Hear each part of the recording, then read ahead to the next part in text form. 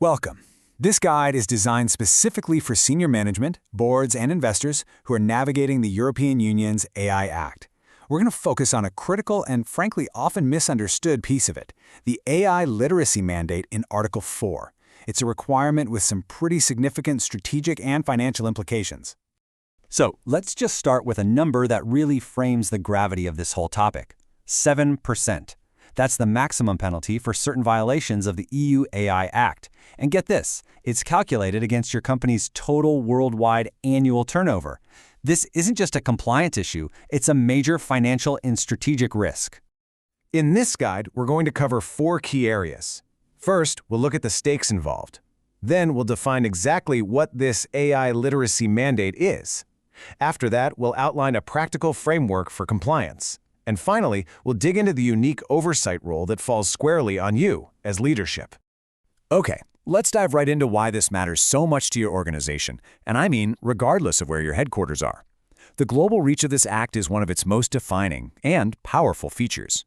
You know, a lot like the GDPR, the EU's big data privacy regulation, the AI Act works on a country of destination principle.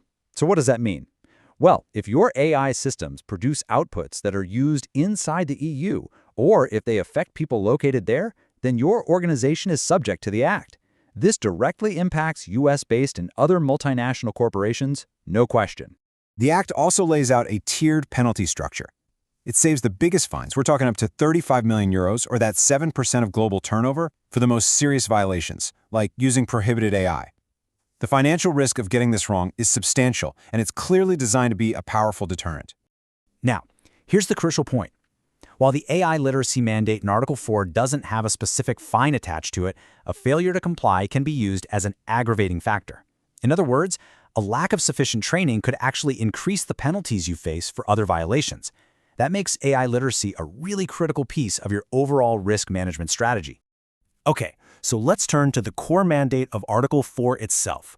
What does the Act specifically require your organization to do?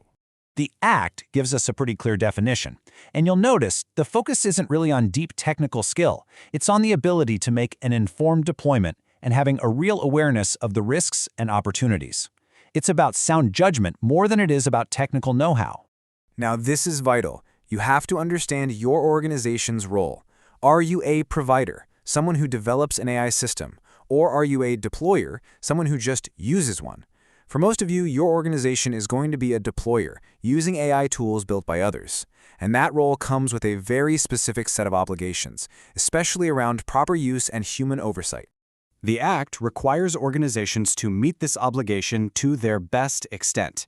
Now, what does that mean? Well, guidance from the EU's AI office has made it clear that this is a flexible, context-sensitive approach.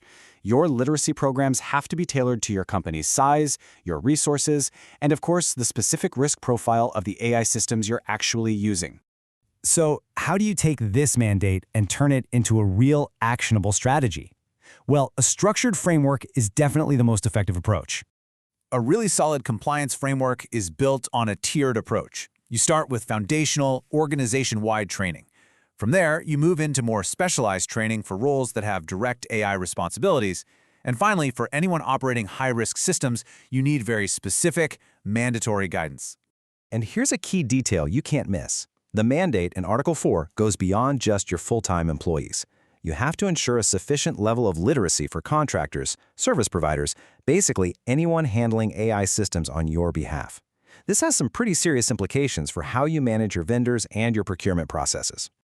All right, finally, let's focus on the unique responsibility of the board and senior leadership.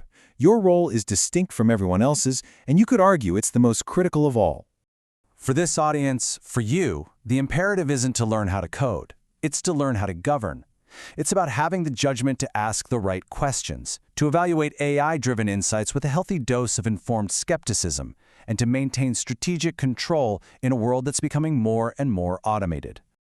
This really elevates AI literacy from just a simple compliance task to a core part of corporate governance.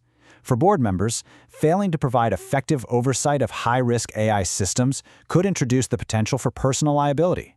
It could even be viewed as a breach of your fiduciary duty.